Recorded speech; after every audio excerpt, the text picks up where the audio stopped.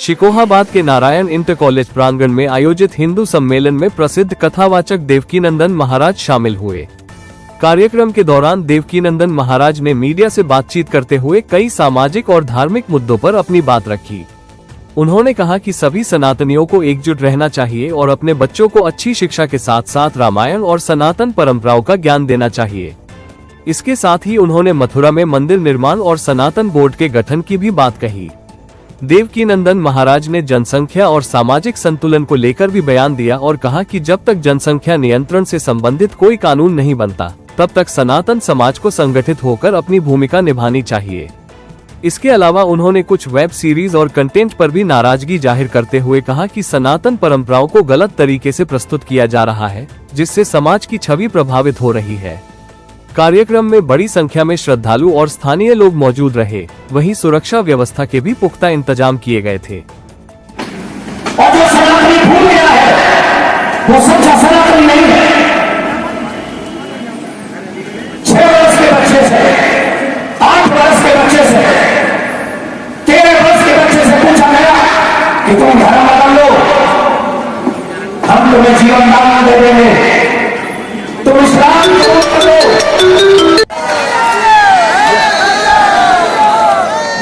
पैसे वाला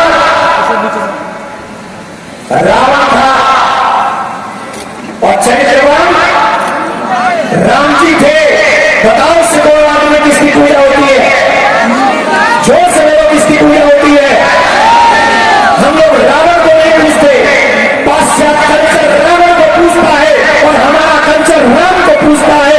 इसलिए हिंदुओं को ये बात समझनी होगी कि हमें राम के पदचिन्हों पर चलना है, रावण के पे नहीं।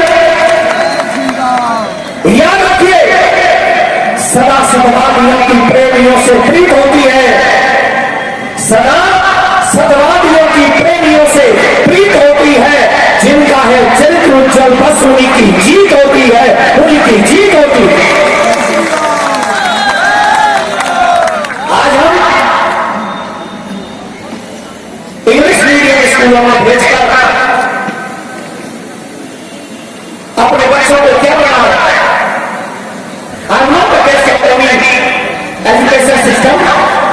को ये मैसेज दिया गया कि सभी सनातनी अपने बच्चों को संस्कारी बनाएं, अपने बच्चों को कैसे परिवार को चलाना है ये सिखाएं। और जो विधर्मी हमारी बच्चियों को स्पेशली, चाहे वो देख रहे हैं लव जिहाद का शिकार हो, चाहे हमारी बच्चियों का किडनैप बहुत बड़ी संख्या में हो रहा है, इस समय हमारे बच्चे गायब हो रहे हैं, तो इन सब से हमें अपने बच्चों को भी बचाना है। रामायण गीता का ज्ञान उनको देना है और मथुरा में मंदिर का निर्माण हो सके, सनातन बोर्ड का निर्माण हो सके और सनातनियों को खेल भी खेलना है तो सनातनी आपस में मिलजुल के आगे बढ़े। हम लोग SPL भी कर रहे हैं इसी माध्यम से। हम यही कहेंगे कि सनातनियों को एकजुट होना चाहिए, एक साथ होना चाहिए, एक साथ मिलकर आगे बढ़ना चाहिए। सनातनियों के बच्चे अगर धर्म को जानेंगे तो कोई भी पत्नी अपने पति को नहीं मारेगी, कोई भी पति अपनी पत्नी को नहीं जिंदा जलाएगा।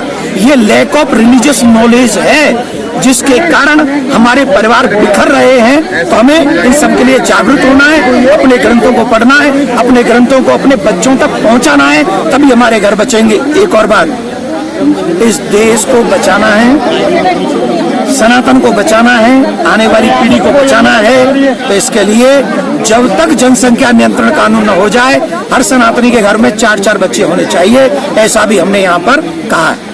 फिल्म एक घूसखोर पंडित के नाम जिसका विरोध भी हो रहा है, ये सनातन धर्म को बदनाम करने की प्लानिंग है। सनातन में अश्रद्धा लोगों की उत्पन्न हो। पंडित जी क्या करते हैं? मंदिर में तो पंडित जी कथा करते हैं, तो पंडित जी प्रचार करते हैं, तो पंडित जी संत महात्मा भक्त ये क्या करते हैं? ये धर्म का प्रचार करते हैं। तो जब पंडित को बदनाम करेंगे, घूसखोर करेंगे, महात्मा को मर्डर करने वाला दिखाएंगे, भगत जी को पाखंडी कहेंगे, फिर क्या होगा? जो युवा पीढ़ी है वो हमारे धर्म से हटेगी तो फिर कहाँ जाएगी? फिर वो लव जिहाद का शिकार आसानी से हो सकती है, फिर वो उसका धर्म परिवर्तन आसानी से हो जाएगा। ये सोची समझी रणनीति है। ऐसे लोगों को मैंने तो सुना है, ये जो फिल्म बनाई है वो पंडित ही है, जाति से निकालो, ऐसे लोगों का बहिष्कार करो जाति से।